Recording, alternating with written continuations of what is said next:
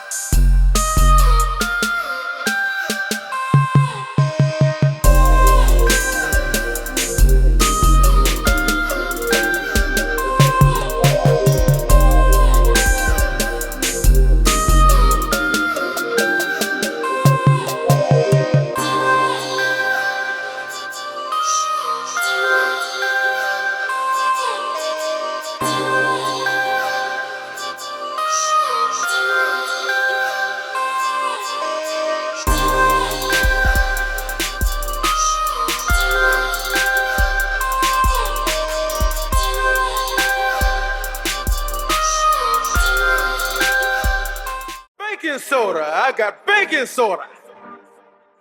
Baking soda, I got baking soda. Whip it through the glass.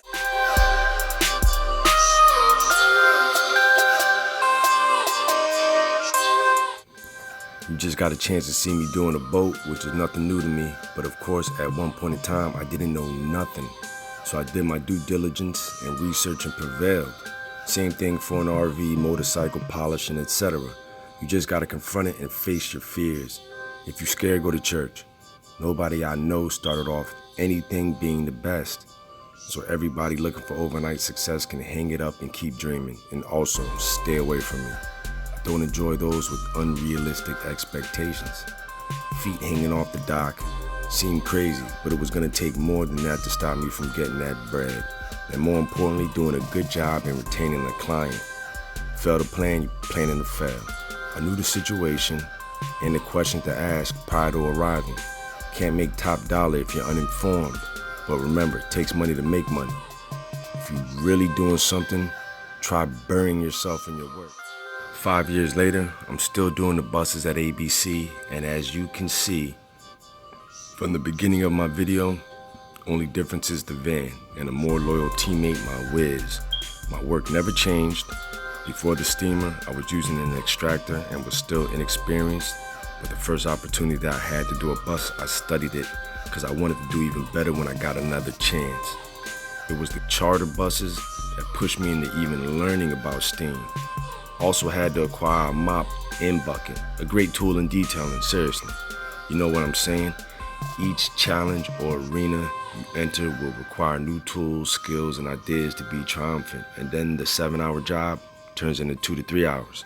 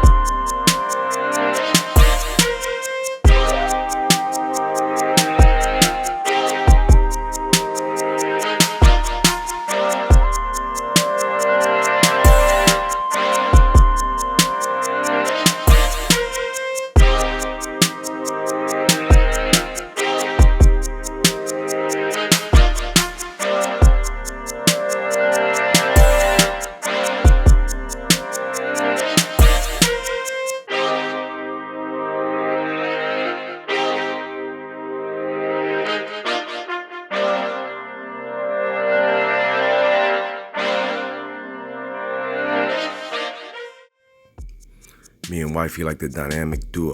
Of course, you've seen me with other helpers throughout my endeavors, but as all of us detailers have experienced, finding, training, and keeping good help almost sounds unrealistic, but it is possible. And if you want or need that help bad enough, you'll make moves. Because as I've learned, the demand year to year rises. So you can either supply it by any means necessary or be satisfied with putting a cap on it. I'm never satisfied. And I already know what I could do alone, but with help of any sort, just someone to vacuum, etc. I knew for sure I could maximize my dollar. With the loyal teammate, you can break that threshold, making sure you can provide your worker with a decent income. My girl is in the nursing field and makes her own hours and made the decision to help me and put in pain because she sees the bigger picture and can't take seeing recent helpers constantly backfire and be unreliable. So she got suited and booted and jumped in the game. She was already answering the phone and scheduling appointments, so I gotta salute that. And in time, she's just as good, if not better than anybody who has put in at least a month straight with me. That's a lot of cars and training. Best of all, the traveling and scenery with my partner in crime. We both got the same goals. Fail to plan, you planning to fail.